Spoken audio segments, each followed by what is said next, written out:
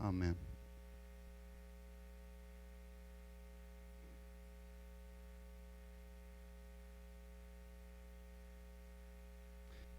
In 2 Corinthians, the passage you've just read from chapter 3 through the first couple of verses of chapter 4, the Apostle Paul writes about hope and confidence. He compares the current state of the faith community with that of Moses. And just to remind us, when Moses encountered the Holy, which is to say God, he had to cover his face because of the intense heat and light. And here Paul is comparing and contrasting those differences, meaning that for Paul, God is much more approachable and much more real. It is important to note that any theologian worth thinking about would tell us that Jesus was not about starting a new religion. Jesus sought to re-signify the faith of his upbringing. By any stretch of the imagination, he was and remains a devout Jew. In the 16th century, Martin Luther looked at the church of his upbringing, the Church of Rome, which he had given his life to, and said a similar thing. He challenged the people. With those 90-plus theses he pounded on the Wittenberg door, he challenged those in authority.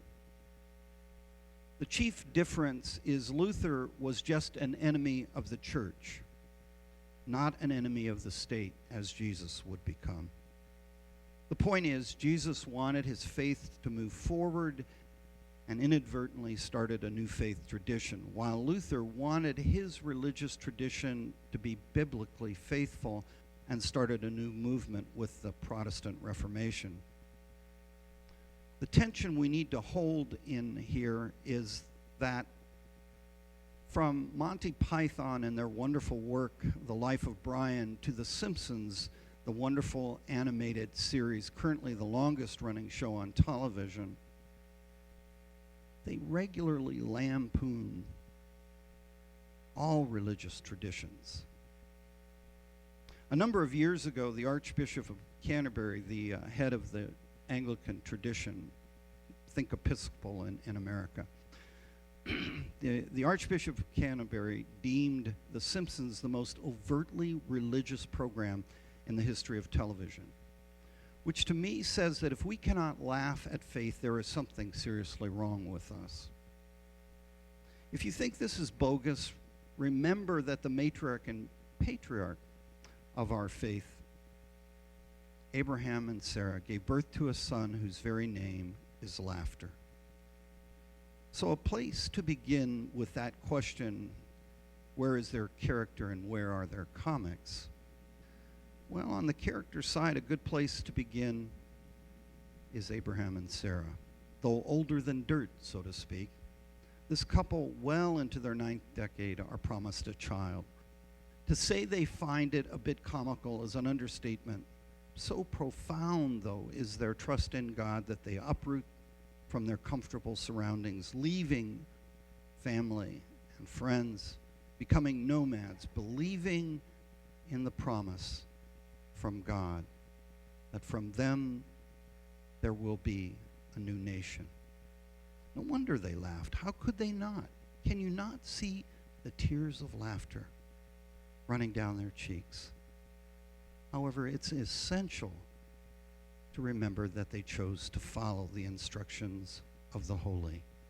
This bears witness to their character. They believed and trusted God, humor aside. They were grounded in faith. Can you think of a time when a discussion of faith caused you to laugh hard enough to cry? Allow me to illustrate. This story I'm going to share, I have permission to share, but I'm not going to use the people's names because I just don't think it's beneficial. It's about 25 years past that this event happened, events actually. There was a couple active in this parish. You could not say the name of one without saying the name of the other. They were just, you just thought of them in that manner. He contracted a communicable disease, did not know it. He died, and after he died, his wife found out he had transmitted it to her, and it would ultimately take her life. At the outset, she was quite angry. How could he do this? I tell you, I had no answers then, and I have no answers now. I just know that forgiveness helps. And she illustrated this. I visited her in her home in August. By October, her anger was gone, and she had forgiven him and said, I hope to see him on the other side so I can tell him how much I love him. Then she said, Pastor, I don't want to stress my family.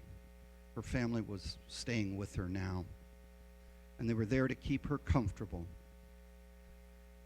Pastor, do you think I could be gone by Thanksgiving? It's now October. I said, I have no idea. That's not my field. But you can, I don't want to say you could will yourself to not be here, but you let the disease run its course and be calm in spirit. She told me a few moments later that she had already survived cancer twice. So I wasn't sure about being gone by Thanksgiving. Finally, she looked at me and said, what will heaven be like, Pastor? Well, I said, I've heard it's likened to a heavenly banquet, a cosmic picnic, if you will. Without missing a beat, she looked at me and said, well, what if you're wrong? I said with a straight face, but not for long. I said, well, won't I look like a horse's backside then? I guess I caught her a little off balance. She began to laugh, and her laughter grew stronger and stronger, and then I began to laugh, and then we began to cry. She and I laughed so long and so hard that her family came out to make sure everything was okay. We told them what our discussion had been, and they laughed too. At me, with me. It was just wonderful.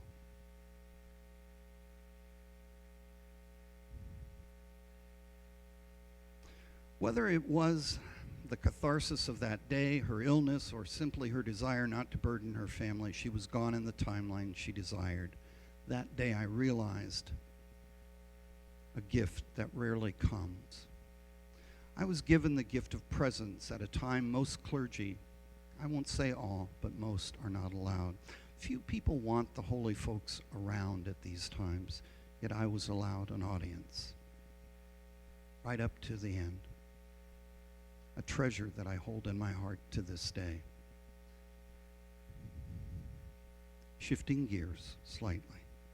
Some of you know that I enjoy the comics. In the LA Times, it's the first part of the paper I read. In the Daily News, it is the last. Now, I read the entire paper, even the want ads, just in case you tar and feather me and run me out of town one Sunday. I want to have a backup plan. I even read the obituaries. I remember the great comic and writer George Burns saying it was what he read first. And if his name wasn't in it, he got out of bed. Well, he may have had something because he lived until 100, and more importantly, he was still booked to work in Las Vegas.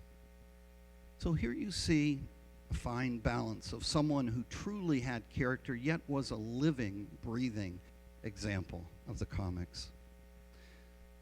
In an article from the United Church of Christ website in 2002, based on how God speaks to us, Dave Shackle writes of George Burns' late wife that Gracie played the role of a lovable airhead whose misunderstanding made people laugh, an example being the end of that show. Those of us who have seen it, I know it's still in reruns, but I can still remember it when it was on TV. George would say at the end of the show, "Good night, Gracie," and she would say, "Good night, Gracie," in return. However, in real life, as George would say, over time and space, Gracie was very much the brains, heart, and soul of their partnership and relationship. So before she died, she left George a love note, hoping to soften his pain and give him courage to continue. The note included these words: "George, never place a period where God has placed a comma." Wise words from a wise and loving woman. Indeed, though George struggled, many of you can remember that he had a wonderful career, a sort of a second awakening that prompted him to work until age 100. In a related note, these next few words come from a little feature in the Daily News. I think it's Wise Words, I'm not sure, but it's just a little snippet on the inside, I think page 3 of the Daily News from January 18th of this year. They are attributed to the late poet and Nobel Prize winning author Rudyard Kipling, who wrote these words: "We're all islands shouting lies to each other across seas of misunderstanding." Just let that phrase fall on you. We're all islands shouting lies to each other across seas of misunderstanding. And then he says, "And I believe a woman's guess is much more accurate than a man's certainty." What a wonderful statement of character, what he thinks of the character of women. So here are some illustrations from the comics. 2 from real-life adventures by Wise and Aldrich. In the first, a husband says to his wife, "What do you feel like tonight?" She says, "A piece of dough that's been punched down too many times, stuck in an oven and burned to a crisp." He responds, "Well, actually, I was referring to takeout for dinner, but I give you props for a food-related analogy." In another caption by Wise and Aldrich, a different couple is shown in festive clothing, obviously a bit harried and at an airport. The woman says, "Well, here we are in Hawaii, 2 hours to get to the airport, everything but a strip search at security, and 9 hours on the plane. This better be some honeymoon." The man replies, "Wow, it sounds like the honeymoon's already dead on arrival." I heard you almost snicker. Another favorite is Bizarro by Dan Peraro. And it's maybe an acquired taste, sometimes a little too visual, meaning to share. You sort of have to be there. But these are a couple of recent favorites. In a caption from February 2nd, we see a man in a doctor's office being examined. He's sitting in his underwear on one of those tables that feels like it's lined with butcher paper. You know what I mean? I assume you do. At least that's what I feel like when I'm in there. The man is looking over his left shoulder at a chart of a man with the illustration for the anatomy. And we've seen these, and they're wonderful and educational. What is different is the man in the picture is on all fours. The doctor has his stethoscope on the man's chest and tilts his eye to see that the man is looking at it, and simply says, there's nothing from the man, just from the doctor. And the doctor says, "I used to be a veterinarian." Oh, you got it. Thank you. A final thought from Mr. Peraro from the 29th of January. A woman is at a costume party. She is wearing a horse costume, and she has the head. And you know this because you can see her feet sticking out the bottom. And she walks up to the other guests and says, "Has anybody seen a horse's backside? I seem to have misplaced my husband." Beloved, somewhere at the intersection of seeking to find and possess character, along the way, we become characters. I'm going to share one on myself. I mentioned Cornish Rogers earlier, and I thought of the first time I had to preach in one of his classes. He was a really fine preacher. And he he had us over to his home, and he assigned the text, and the text, I can't remember. I know that it's in the Gospels, and it's the Nicodemus story where Nicodemus is arguing with Jesus about being born again.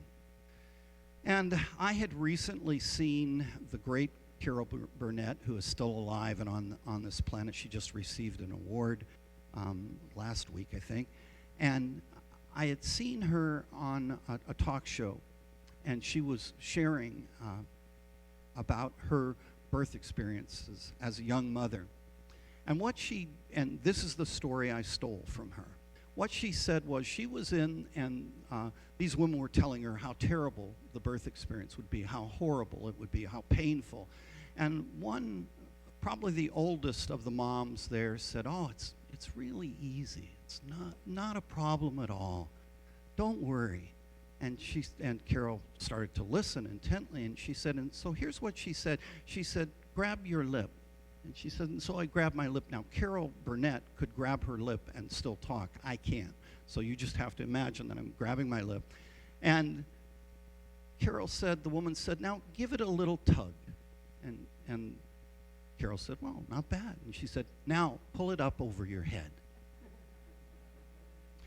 And I told this, and Cornish Rogers laughed as hard as I've ever seen a person laugh, and I thought I had failed my sermon. He said, "That was a pretty good use of humor. If we can't laugh at this experience, if we can't look for character rather than criticism, there's something wrong. Love and laugh and lean on each other. That's what God wants from us each and every day. So be it, and amen.